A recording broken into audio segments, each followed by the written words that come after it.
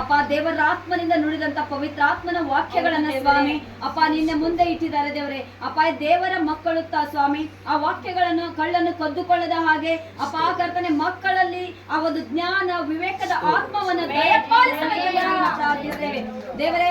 ಹೌದು ಕರ್ತನೆ, ಅದು ಸೊಲೊಮೋನನು ಕೇಳಿದಂತೆ ದೇವರೇ ಅಪ್ಪ ಕರ್ತನೆ ನಾವು ಜ್ಞಾನವನ್ನ ವಿವೇಕವನ್ನ ಕೇಳುವಂತೆ ದೇವರೇ ನಿನ್ನ ಕೃಪೆಯನ್ನ ನಿನ್ನ ಮನಸ್ಸನ್ನ ನಿನ್ನ ನಂಬಿಕೆಯನ್ನ ನಮಗೂ ಕೂಡ ಕೊಡಬೇಕೆಂಬುದಾಗಿ ಪ್ರಾರ್ಥಿಸ್ತೇವೆ. ದೇವರ ಆತ್ಮನೇ, ವಾಕ್ಯ ಕೇಳಿದಂತ ಎಲ್ಲಾ ಮಕ್ಕಳಿಗೆ ವಿಶೇಷವಾದ ಜ್ಞಾನವನ್ನ ನೀನು ಕೊಟ್ಟಿದ್ದೀರಾ ಎಂಬುದಾಗಿ ನಾವು ಕೂಡ ನಂಬ್ತೇವೆ ರಜಾ.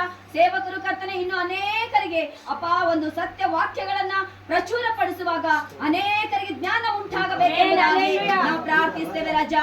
ಸೇವಕರಿಗೆ ಒಂದು ಅದ್ಭುತವಾದ ಒಂದು ಅಭಿಷೇಕ ಕೊಟ್ಟಿದ್ದೇವೆ ಅಪ್ಪ. ವಿಶೇಷವಾದ ಅಭಿಷೇಕದಿಂದ ತುಂಬಲ್ಪಟ್ಟವರಾಗಿ ಅನೇಕ ಕಡೆ ಹೋಗುವಾಗಲೇ ದೇವರೇ ಅನೇಕ ಸೇವಕರು ಇವರ ಮುಖಾಂತರ ಎದ್ದೇಳಲಿ ಸಹಾಯ ಮಾಡು. ಅನೇಕ ಸಭೆಗಳನ್ನ ಕಟ್ಟಲ್ಪಡಬೇಕು ದೇವರೇ, ನೀವು ಕಾರ್ಯ ಮಾಡಬೇಕೆಂಬುದಾಗಿ ನಾವು ಪ್ರಾರ್ಥಿಸ್ತೇವೆ. ವಿಶೇಷವಾದ ಕೃಪೆಯನ್ನು ಕೊಟ್ಟಿದ್ದಕ್ಕಾಗಿ ಸ್ತೋತ್ರ.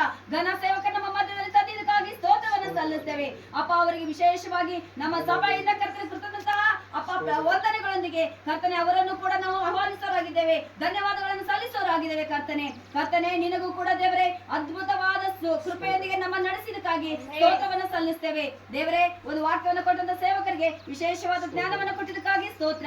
ವಾಕ್ಯಗಳಿಂದ ಮುಂದೆ ಕೊಡ್ತಾ ಅತಿ ಬೇಗನೆ ಬರಲಿರುವ ನಜರೇತಿನ ಯೇಸುವಿನ ನಾಮದಲ್ಲಿ ತಂದೆಯೇ, ಆಮೆನ್.